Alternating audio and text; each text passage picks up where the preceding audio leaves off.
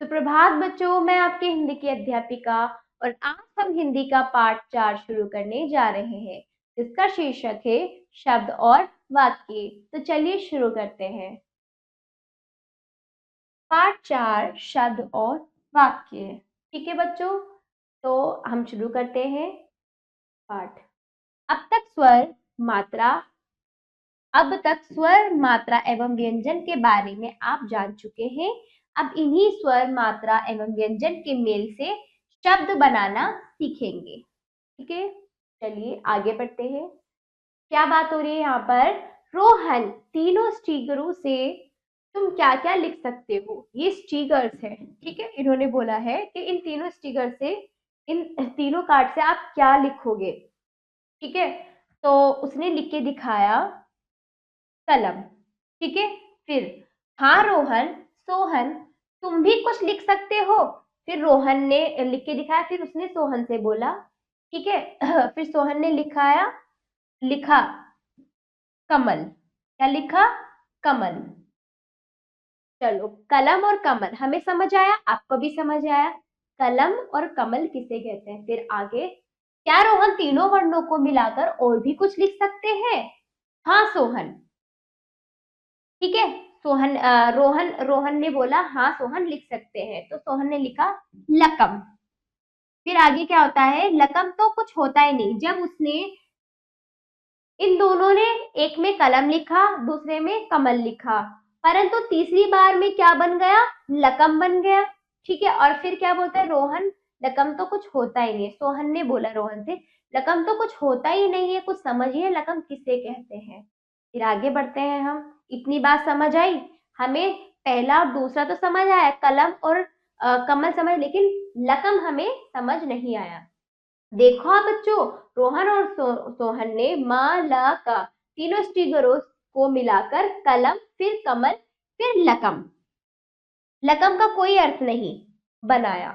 मतलब दो अर्थ तो हमें समझ में आ गए, तीसरा हमें अर्थ समझ नहीं आया। कलम और कमल दोनों सार्थक अर्थ है, मतलब इनका सही अर्थ है, किंतु लकम शब्द सार्थक नहीं है, जिसका कोई अर्थ नहीं है। ठीक है, तो ये क्या होता है? अतः वर्णों के सार्थक मेल को शब्द कहते हैं। क्या कहते हैं? अब आया आपको समझ? कलम बनाया, ठीक है, फिर कमल बनाया, लेकिन इनका अर्थ हमें समझ आ गया, ये हो गया सार्थक अर्थ के साथ है। लेकिन लकम, लकम का कोई अर्थ नहीं है, ये सार्थक नहीं है। तो शब्द वो होते हैं जिनका कोई अर्थ होता है, जो सार्थक होते हैं, वो हमारे शब्द कहलाते हैं। तो क्या हुआ?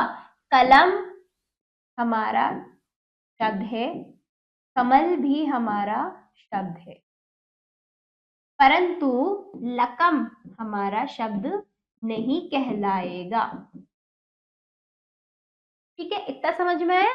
सार्थक अर्थ वाले शब्द को ही शब्द कहेंगे। वर्णों के सार्थक मेल, ठीक है, क्या? वर्णों के मेल, सार्थक ऐसे वर्ण जिनको मिलाकर एक अर्थ स्पष्ट होता है, उसे हम शब्द कहते हैं। इतना समझ आया बच्चों? आगे, शब्द निर्माण, दो वर्णों वाले शब्द। शब्द निर्माण कैसे होते हैं? दो वर्णों से स्टार्ट शुरू होते हैं। दो या दो से अधिक वर्ण होने चाहिए। एक वर्ण से बहुत शायद नहीं बनता, लेकिन हमें अधिकतर शब्द बनाने के लिए दो या दो से अधिक वर्णों की आवश्यकता होती है। तो हम दो वर्णों वाले शब्द पढ़ते हैं पहले। न ल नल, फ ल फल, हाथी, हाथी। इसी प्रकार रीता, शेर, लौकी, केला, पेड़, जड़ आदि दो वर्णों वाले शब्द हैं। कैसे है? मात्राओं को मत गिनो, केवल वर्णों को गिनो। इसमें रा और ता दो वर्ण, शा और रा दो वर्ण, ला और का दो वर्ण। इस बाकी ये सब क्या कहलाए? दो ही वर्ण कहलाएंगे, मात्राओं को मत गिनो। ये भी दो वर्ण वाले शब्द है, ये वाले भी दो वर्ण वाले शब्द है। तीन वर्णों से निर्मित शब्द, सड़क सड़क, हवन हवन, बादल। ठीक है, इसी प्रकार चावल, कॉलेज, दीपक, तराजू, भवन आदि तीन वर्णों वाले शब्द है। इनमें भी वर्णों को गिनो। देखो, चा वाला तीन वर्ण, का ला जा तीन वर्ण, द प का तीन वर्ण, बाकी मात्राओं को मत गिनो। तो ये क्या है? तीन वर्णों वाले शब्द। अब आगे, चार वर्णों से निर्मित कुछ शब्द, जैसे त प्लस र प्लस भू प्लस जा, क्या हुआ? तरबूज। का प्लस भू प्लस ता प्लस रा, कबूतर। ता प्लस रा प्लस का प्लस शा, तो क्या हुआ? तरकश। इस प्रकार हमने तोड़ के भी दिखाया, जोड़ के भी दिखाया। चार अक्षर वाले, चार वर्णों वाले शब्द, जैसे अन्य, पनघट, पकवान, समझना, उपवन, बरगद आदि चार वर्णों वाले शब्द है। शब्द समझ में आ गया बच्चों? वर्णों का ऐसा मेल जो एक सार्थक अर्थ दे रहा हो, जो एक अर्थ दे रहा हो, वही हमारा शब्द कहलाता है। यदि उसका अर्थ नहीं है तो वो हमारा शब्द नहीं है। तो शब्द में हमने ये पढ़ा। अब आ जाइए वाक्य।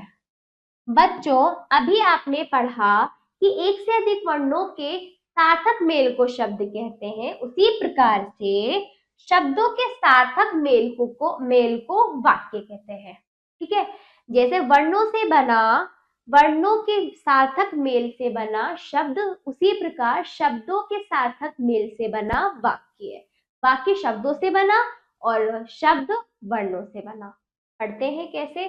शब्दों के सार्थक मेल को वाक्य कहते हैं। यानी यदि शब्द दो या दो से अधिक शब्दों से मिलकर वाक्य बनता है, दो या दो से अधिक मिलकर एक अर्थ देने वाले शब्द, जब दो या दो से अधिक शब्द का मेल होता है, वो हमारा वाक्य कहलाता है। जैसे मैं संतरे खा रहा हूँ, मैं संतरे खा रहा हूँ, ये भी शब्द है, ये भी शब्द है, ये भी शब्द है। ठीक है?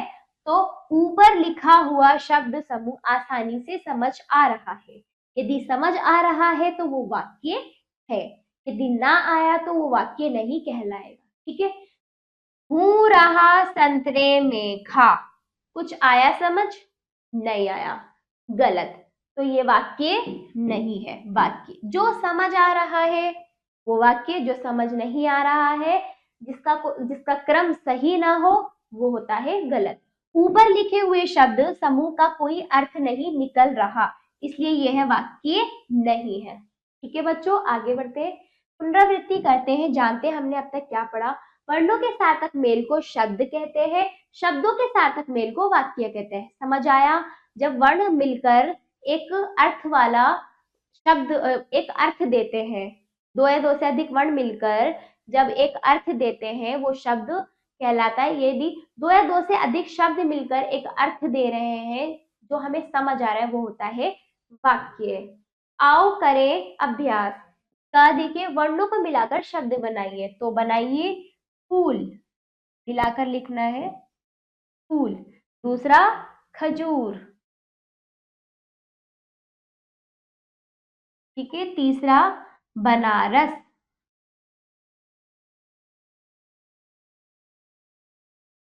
चौथा देखिए सेवक,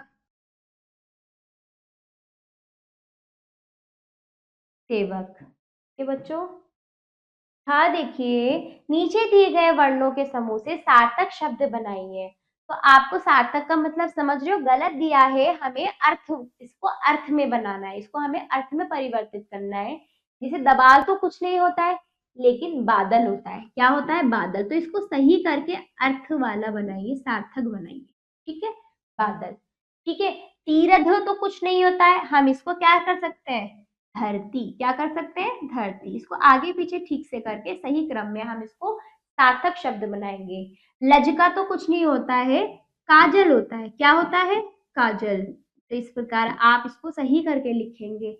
हीहा तो कुछ नहीं होता, पर हाथी होता है। तो हमने इनको, जो गलत था उसको हमने सही सही क्रम में लिखकर उसको एक अर्थ दे दिया। ठीक है? ग देखिए, दोनों कोष्टकों से मिलाकर सार्थक अर्थ बनाना है हमें। तो हम इसमें से और इसमें से दो वर्ण या दो से अधिक वर्ण मिलाकर हम सार्थक अर्थ बनाते हैं। जैसे ब घ, क्या हुआ? बाघ।